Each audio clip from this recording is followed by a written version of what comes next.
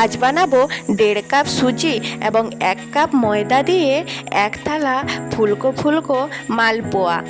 তো যারা যারা ফুলকো ফুলকো মালপোয়া বানাতে পারো না তারা এই ভিডিওটি দেখে শিখে নাও কিভাবে ফুলকো ফুলকো মালপোয়া বানানো যায়।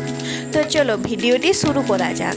তো প্রথমে আমি 1.5 কাপ সুজি নিয়েছি এবং ওই কাপেরই মাপ করে আমি 1.5 কাপ ময়দা নিয়েছি। যতটা সুজি ততটাই ময়দা নিয়ে এবং 1.5 কাপের মতো চিনি নিয়েছি। এটিকে একটু মিশিয়ে নেব, ভালো করে একটু মিশিয়ে নেব এবং তারপর হাত দিয়ে যদি কোনো ডোলা পাকিয়ে থাকে সেগুলিকে ভেঙে নেব এবং এরপর 2 কাপের মতো আমি দুধ দিয়েছি। তো 2 কাপ দুধ দিয়ে আমি কিছুক্ষণের জন্য এটিকে ভিজিয়ে রাখবো। একটু মিশিয়ে নিতে হবে, ভালো করে মিশিয়ে নিতে হবে।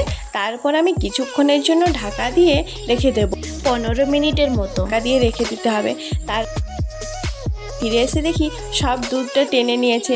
তারপরে এটাকে ভালো করে ফিটে নিতে হবে, ভালো করে ফিরতে হবে। যত ভালো ফিটা হবে তত ভালো হবে।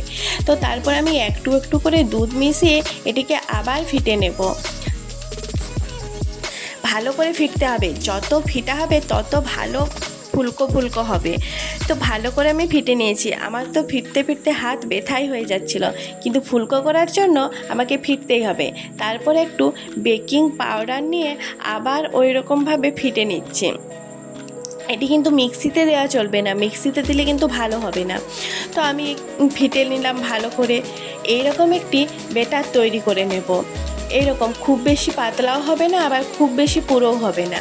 এরপর কিছুটা মৌরি এবং কিছুটা কালো জিরা এবং 1 চামচের মতো ঘি দিয়ে দেব। ঘি দিলে যেন টেস্টটা একটু বেশি সুন্দর হয়। তারপরে আরও এটিকে ভালো করে মিশিয়ে কিছুক্ষণের জন্য ফিটে নেব। তাও 10 মিনিটের মতো ফিরতে হবে। যত বেশি ফিটা হবে তত ভালো হবে। এরপর একটি কড়াইয়ে তেল দিয়ে তাতে তেলটি গরম হয়ে এলে ওই ব্যাটারটিকে একটি হাতার সাহায্যে একটু একটু করে দিয়ে দিতে হবে।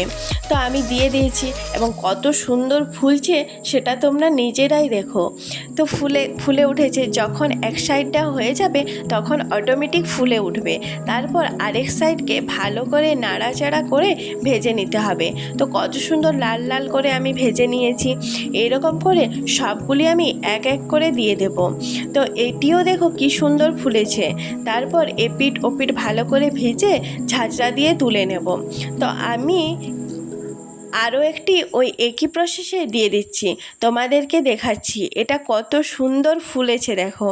তো তোমরা নিজেরা দেখো আমার এক থালা পুরো মালপোয়া হয়েছে এবং এটি খেতে এত সুন্দর কি আর বলবো। একবার বাড়িতে না বানালে বুঝতে পারবে না। তো ভিডিওটি ভালো লেগে থাকলে লাইক, কমেন্ট, শেয়ার এবং সাবস্ক্রাইব করে দিও।